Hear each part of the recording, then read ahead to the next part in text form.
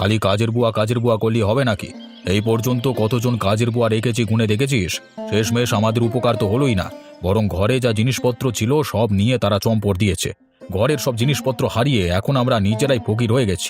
এখন তো আমার মনে হচ্ছে আমার আর তোকে এই ভিক্ষে করে চলতে হবে, নতুবা মানুষের বাড়ি বাড়ি গিয়ে তাকে জিজ্ঞেস করতে হবে, ভাই আপনাদের ছেলে বুয়া লাগবে নাকি?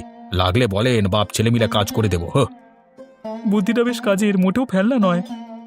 তারপর মানুষের বাড়ি বাড়ি যখন আমরা কাজ পেয়ে যাব, তখন কাজের নাম করে ঘরের যা জিনিসপত্র আছে সব চুরি করে নিয়ে দুদিনের মধ্যে দেখবি আবার আগের মতো আমরা বড় লোক হয়ে যাব। দেখেছিস কেমন বুদ্ধি পাকিয়েছি? এই বুদ্ধিটাকে এখন বাস্তবে রূপান্তরিত করতে পারলে দেখবি কেল্লা ফতে হয়ে যাবে। দেখা যাক কি হয়। তোকে বারবার করে বলছি, বিয়েটা করে ফেল এবার। তুই তো নিজেও বিয়ে করবি না আর আমাকেও একটা বিয়ে করতে দিবি না। এতদিনে যদি বিয়ে শাদী করতিস, তাহলে কি আমাদের রান্না বান্না, বাজার করা, দোকানে গিয়ে কেনাকাটা করা, এসব নিয়ে কি চিন্তা করা লাগতো? লাগতো না, কিন্তু কি দেখ, বিয়েটাও তুই করতে যাচ্ছিস না। আচ্ছা বাবা, তুমি কি আমাকে বিয়ে করিয়ে তোমার বৌমাকে ঘরে আনতে চাইছো নাকি কোনো কাজের মেয়ে? আমাকে আগে বিষয়টা একটু পরিষ্কার করে বলো তো। একদম চুপ থাক, বেশি কথা বলবি না। তুই কি ঘরের কোনো কাজ করিস নাকি? নাকি কোনো কাজ নিয়ে চিন্তা করিস? ঘরের প্রতিটা কাজ, ঘর ঝাড়ু দেওয়া থেকে শুরু করে রান্না বান্না, কাপড় ধোয়া, বাজার করা, প্রত্যেকটা কাজ আমি না করলে এতদিনে তুই কি বেঁচে থাকতিস? একটা কাজ করবার ক্ষমতা নেই, শুধু আছে বড় বড় কথা বলবার। তুই তো বিয়ে করতে চাচ্ছিস না, তাহলে আমাকে বিয়ে করতে দিলে তোর এত সমস্যা কোথায়? হ্যাঁ হ্যাঁ, আমি তো সবই বুঝতে পারি, এটাই হচ্ছে তোমার আসল উদ্দেশ্য। যত যাই কিছু বলো না কেন, ঘুরে ফিরে এই কথাতেই তুমি তোমার লাইনটা শেষ করো। এখন তুই কি করবি সেটা আমাকে তাড়াতাড়ি বল। তুই কি বিয়ে করবি? শোনো বাবা, এখন হচ্ছে অনলাইনের যুগ। ঘরে বসে বসে মানুষ এখন তার সমস্ত কাজ করতে পারে। আয় উপার্জন থেকে শুরু করে নানাবিধ কাজ এই অনলাইনের মাধ্যমেই করা যায়। তুমি আর চিন্তা করো না, আমি অনলাইনের মাধ্যমে বুয়া খুঁজে নিয়ে আসছি দুদিনের মধ্যে। তোর এসব অনলাইন দিয়ে কি হবে সেটা আমি জানি না, তবে আমি তোকে বলে দিচ্ছি, দুদিনের মধ্যে যদি কোনো কাজের বুয়ার ব্যবস্থা করতে না পারিস, তাহলে আমি কিন্তু তোর নতুন মাকে নিয়ে আসবো। তখন কিন্তু কোনো নাটক করতে পারবি না তুই। আমার জীবনটা একদম অতিষ্ঠ হয়ে গেছে এসব কাজ করতে করতে।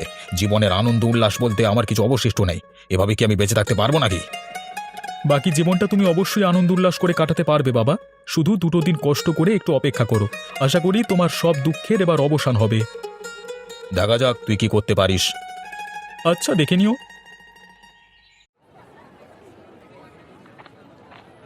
আরে ঝুমা, কেমন আছো তুমি? আমি কেমন আছি না আছি সেটা জেনে আপনার দরকারটা কি? আপনি কেন এসেছেন আমাদের স্কুলের সামনে? মেয়েদের স্কুলের সামনে দাঁড়িয়ে থাকতে লজ্জা করে না? লজ্জা করবে কেন? আমার পরিচিত লোকজন যদি এই স্কুলে পড়ে, তাহলে এই স্কুলের সামনে দাঁড়িয়ে থাকতে লজ্জা লাগার তো কিছু নেই। আর এই লাল গোলাপটা আমি তোমার জন্য এনেছি, এই নাও ধরো। আপনার সাহস তো দেখছি কম নয়। আপনি আমাকে লাল গোলাপ দিচ্ছেন কেন? একজন পরিচিত মানুষ আর একজন পরিচিত মানুষকে উপহার দিতেই পারে, আর সেটা যদি হয় কোনো ভুল, তাতে তো অবাক হওয়ার মতো কিছু নেই, তাই না? ফুল যে কোনো মানুষকেই দেওয়া যায়। দেখেছো গোলাপ ফুলটা দেখতে কত সুন্দর, আর এর ঘ্রাণটা কত চমৎকার। হ্যাঁ দেখেছি, খুব চমৎকার ঘ্রাণ, আর দেখতেও খুবই সুন্দর। ধন্যবাদ। আরে আরে, এটা তুমি কি করছো? এত সুন্দর একটা গোলাপ ফুলকে এভাবে মাটিতে ছুঁড়ে ফেলতে পারলে তুমি? এতটা নির্দয় তুমি হতে পারলে? আমি আরো অনেক বেশি নির্দয় হতে পারি। সেটা যদি দেখতে না চান, তাহলে এখনই এখান থেকে চলে যান। আর মনে রাখবেন, আর কোনোদিন যদি মেয়েদের স্কুলের সামনে আপনাকে দেখি, তাহলে গ্রামের সমস্ত লোক জড়ো করে উচিত শিক্ষা আমি আপনাকে দেব। হয়েছে হয়েছে বাবা, চলে যাচ্ছি, আর কখনো এখানে আসবো না। হুঁ।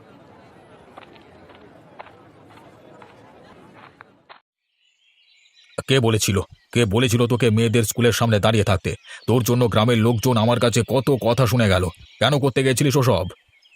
ও আচ্ছা, এখন সব দোষ আমার হয়ে গেল তাই না? তুমি যে প্রতিদিন বৌমা বৌমা করতে করতে আমার মাথা খারাপ করে ফেলো, সেটা কি ভুলে গেছো নাকি? তোমার জন্যই তো বউ খুঁজতে মেয়েদের স্কুলের সামনে গিয়ে দাঁড়িয়েছিলাম, আর এখন সব দোষ নাকি নন্দঘোষের? হ্যাঁ, সাথী কি আর বলে দুই পায়া প্রাণীকুলের কখনো উপকার করতে নেই? তুই যে এই কাজটা করতে যাবি তা আমাকে একবারও বলতে পারতিস না? তাহলে তোকে তো আরো ভালো ভালো বুদ্ধি দিয়ে আমি সাহায্য করতে পারতাম। রাখো রাখো, হয়েছে। তুমি আর কি বুদ্ধি দেবে? কোনো বুদ্ধি তুমি আমাকে দিতে পারতে না, শুধু কানের সামনে এসে ঘ্যানোর ঘ্যানোর করতে পারতে। এখন যা হয়েছে সেটা হয়ে গেছে, সামনে কি করবে সেটা নিয়ে ভাবো। এভাবে আর কতদিন খেয়ে না খেয়ে দিন কাটাবে? একদিন রান্না করে 3 দিন খাচ্ছি, এভাবে পচাবাসি খাবার খেতে খেতে পেটের তো ব্যায়ামও শুরু হয়ে গেছে। শোন, আমরা একটা কাজ করি, এভাবে মেয়ে খুঁজলে হবে না। আমরা বরং নিজেরাই একটা ঘটকের লাইন ঘাট করে ফেলি, কি বলিস? সেটা আবার কিভাবে? আমরা বাজারের মধ্যে একটা দোকান দেবো, এই ঝন্টু ঘটক মানে আমার নামে দোকানের নাম দেব। এরপরে আমাদের আর মেয়ে খুঁজতে হবে না। সেখানেই বিভিন্ন লোকজন তাদের প্রাপ্তবয়স্ক ছেলে মেয়ের ছবি আমাদের কাছে দিয়ে যাবে রাখতে, আর আমরা সম্বন্ধ করে বিয়ে করিয়ে দিতে পারি তাদের। তার সাথে সাথে আমাদের একটা আয়ের ব্যবস্থা হয়ে যাবে। আমি আর তুই যেভাবে বসে বসে খাওয়া শুরু করে দিয়েছি আর জমি বিক্রি করতে শুরু করেছি, দুদিন পরে বাপ বেটা মিলে ভিক্ষে করে খেতে হবে।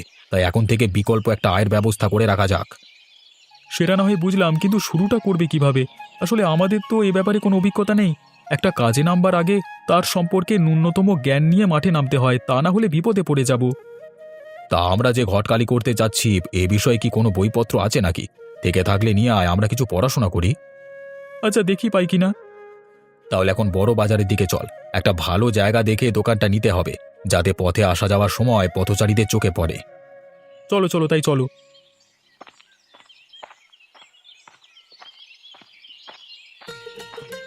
আরে যাক যাক, আমাদের কপালটা অনেক ভালো। খুব সুন্দর একটা জায়গাতে দোকানের জন্য একটা স্থান পেয়ে গেলাম।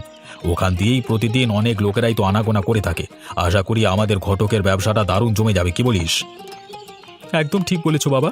আরও আগে যদি এই ব্যবসাটা শুরু করতে পারতাম তাহলে এতদিনে আরও এগিয়ে যেতাম, তাই না? হ্যাঁ, তা অবশ্য যেতাম। তবে দেরিতে হলেও যে করতে পেরেছি এটাই বা কম কিসের। আরে বাবা, সামনে যে ওই মহিলাটা হেঁটে যাচ্ছে তার হাতের ব্যাগের ভেতরে একটা বই দেখা যাচ্ছে না? আমি তো খুব স্পষ্টভাবে দেখতে পাচ্ছি বইয়ের মলাটের উপর লেখা ঘটকালির নানান কৌশল। আরে বাবা, আমি আর তুমি এমন একটা বই খুঁজছিলাম, তাই না? চলো চলো বাবা, চলো ওনাকে গিয়ে জিজ্ঞাসা করি উনি কোত্থেকে বইটা কিনেছেন। এই যে দিদি, একটু দাঁড়ান, আপনার সাথে একটু কথা বলতে চাচ্ছিলাম। হ্যাঁ বলুন, কি বলতে চান? দিদি, বলছিলাম কি, আপনার হাতে এই যে বইটা দেখতে পাচ্ছি ঘটকালির নানান কৌশল, এই বইটা আমাদের না খুব প্রয়োজন। আমরা কি জানতে পারি এটা আপনি কোত্থেকে কিনেছেন? আপনারা কে বলুন তো? কোথা থেকে উড়ে এসে জুড়ে বসে আমার ঘটকালীন নানান কৌশল বইটির কথা জানতে যাচ্ছেন? আপনাদের উদ্দেশ্য কি? না না মাসিমা, আপনি রাগ করবেন না। আমি আর বাবা মিলে একটা কাজ শুরু করতে চাচ্ছিলাম। ওই কাজটা শুরু করবার জন্য আমাদের এই বইয়ের নানান কৌশল সম্পর্কে অবগত হতে হবে। আমরা কয়েকটা জায়গায় অবশ্য খোঁজ করেছিলাম, কিন্তু পাইনি। অবশেষে আপনার কাছে এই বইটা পেয়ে গেলাম। আপনার কি খুব প্রয়োজন? যদি খুব বেশি প্রয়োজন না হয়ে থাকে তাহলে আমরা আপনার কাছ থেকে এই বইটা কিনতে চাই। আপনি যা দাম চাইবেন আমরা আপনাকে তাই দেব। হ্যাঁ, প্রয়োজন না হলে কি কিনেছি নাকি? তা আপনারা যদি বলেন ভালো দাম দিবেন তাহলে আপনাদের কাছে বিক্রি করতে পারি। নিতে চাইলে একদম 500 টাকা। আরে দিদি, আপনার কি মাথা খারাপ হয়েছে নাকি?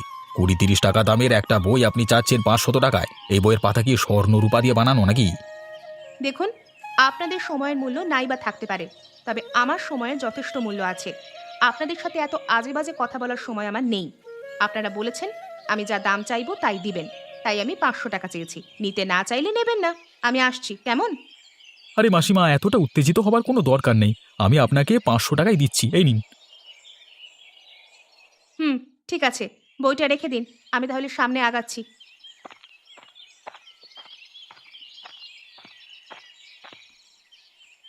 দেখেছিস আমাদের কেমন লাভ হচ্ছে? আর কতগুলো মেয়ের ছবি ছেলের ছবি জোগাড় করেছি। এখান থেকে তোর যে মেয়েটাকে ভালো লাগবে তার আরো ভালো করে খোঁজ খবর নিয়ে তোর সাথে বিয়ে করিয়ে দেবো, ঠিক আছে? হ্যাঁ বাবা, এতে কিন্তু সব কৃতিত্ব আমার।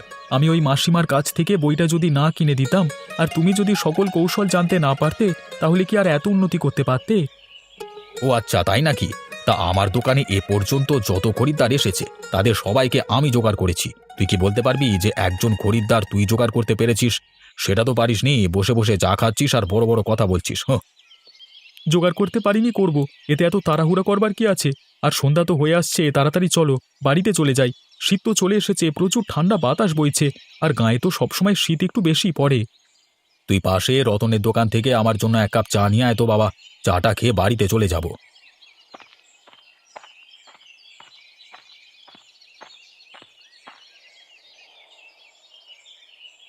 কিরে রতন, সন্ধ্যা তো হয়ে আসছে, দোকান বন্ধ করবি না?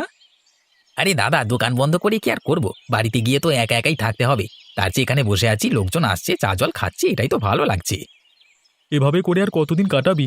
তোকে তো কয়েকদিন ধরে বলছি বিয়েটা সেরে ফেল, মেয়ে খুঁজে দেবার দায়িত্ব আমাদের। সেই কথাটা তুই শুনছিস না কেন? আরে দাদা, আমি সামান্য চা দোকানদার। হ্যাঁ, আগে তো টাকা পয়সা জমাই, নিজের বাড়িটা আর একটু বড় করে তৈরি করি, তারপরে না হয় বিয়ের চিন্তা ভাবনা করব। এখনই এত তাড়াহুড়া কিসের তুমি বলো তো? এখনই তো সময় বিয়ে করবার। বিয়ে করলে তোর ঘরে বউ আসবে, এরপর দুজনে মিলেমিশে কাজ করলে দেখবি সংসারে শুধু উন্নতি হবে। আমি তোর জন্য ভালো একটা মেয়ের সন্ধান করে দিচ্ছি, আর কোনো কথা বলিস না, কেমন? তোমাকে বারবার না করবার পরেও তুমি দেখি আমার কথা শুনছো না। ঠিক আছে, তাহলে দেখো কি করা যায়।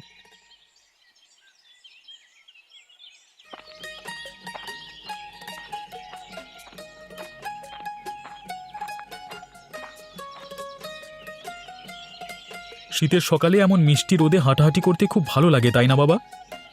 হ্যাঁ, সেটা তো লাগবেই।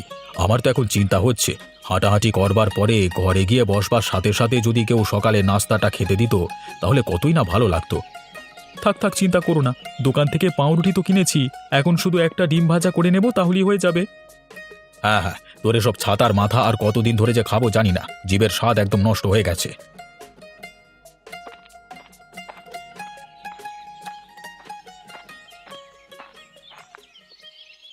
এই যে পুলিশ বাবু, এই দুজন হচ্ছে আসামি। ওরা রাস্তায় আমাকে দাঁড় করিয়ে আমার কাছ থেকে সব গয়না ছিনিয়ে নিয়েছিল। আপনি এদেরকে ধরে নিয়ে যান। আরে দিদি, আপনি এসব বানিয়ে বানিয়ে কথা বলছেন। আমরা কবে কখন আপনার কাছ থেকে গয়না ছিনিয়ে নিয়েছি? আমরা তো 500 টাকার বিনিময়ে আপনার কাছ থেকে একটা বই কিনেছিলাম, যে বইটার দাম 20 থেকে 30 টাকা হওয়ার কথা। তাহলে তো বলতে হয় ছিনতাই আপনি আমাদের কাছ থেকে করেছেন। এখন হঠাৎ করে আপনি কেন পুলিশ নিয়ে আসলেন? হ্যাঁ পুলিশ বাবু, এরা আমার অনেক ক্ষতি করেছে। আমারও অনেক অভিযোগ আছে এদের প্রতি। আমি বিয়ে করতে চাইনি, আমাকে জোর করে 2 মাস আগে এরা আমার বিয়ে করিয়ে দিয়েছে এক জাঁদরেল মেয়ের সাথে, জানেন? সেই মেয়ে বিয়ের পর আমার জমানো টাকা পয়সা, আমার মায়ের সোনার চেন সবকিছু নিয়ে চম্পট দিয়েছে। আপনি এদের কঠিন শাস্তি দেবেন। এসব কি কথা বলছিস তুই? কেউ কি জোর করে কারোর বিয়ে দিতে পারে নাকি কখনো? তুই যদি রাজি না থাকতিস তাহলে আমরা কখনোই এই বিয়েটা তোকে করাতে পারতাম না। এসব কথা এখন বন্ধ। একদম চুপচাপ আমার সাথে থানায় চলো। সেখানে গিয়ে তোমাদের এমন মার মারবো, তখন দেখবি মুখ দিয়ে আর কোনো কথা বের হবে না। চল চল আমার সাথে চল। পুলিশবাবু, আমরা আপনার সাথে কোথায় যাব? শ্বশুর বাড়ি যাবি? কানে কি কম শুনিস নাকি? তোকে যে বললাম থানায় চল আমার সাথে, বুঝতে পারছিস না? আরে পুলিশ বাবু, আপনি দাঁড়িয়ে দাঁড়িয়ে দেখছেন কি? আপনি ওদের পিছনে পিছনে দৌড়াতে থাকুন, ওদের ধরুন।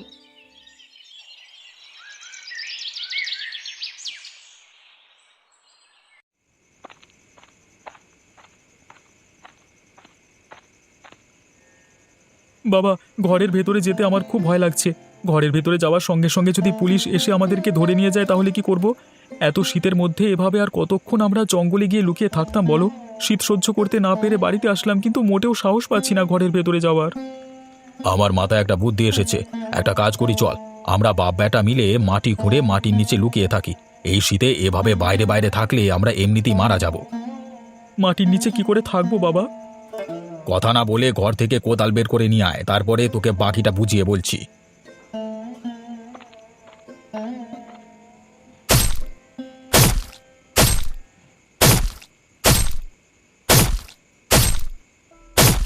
দেখেছিস মাটির নিচে কত বড় জায়গা করে ফেলেছি? এখন কাঁথা কম্বল, হাঁড়ি বাসন, উনুন সবকিছু নিয়ে চল। আমি তো কিছুই বুঝতে পারছি না বাবা। তোকে কে বলেছে বুঝতে? তোকে যা আনতে বলেছি নিয়ে আয়, আমি মাটির নিচে যাচ্ছি। এই নাও, তোমার সব কিছু নিয়ে এসেছি, এখন কি করবে করো। এই যে আমি উনুনটা ধরিয়ে দিলাম, এখন ভাতটা বসিয়ে দিই। ভাতটা হয়ে গেলে তরকারিটা রান্না করব। এখন পুলিশ কেন, পুলিশের বাবাও আমাদের খুঁজে পাবে না। ওদের ধারণাই হবে না যে আমরা মাটির নিচে আমাদের সংসার পেতেছি। আরে বাবা, তোমার মাথার মধ্যে এত বুদ্ধি নিয়ে ঘুমাও কি করে? চোর জানলে তো তোমার মাথাটা চুরি করে নিয়ে চলে যাবে।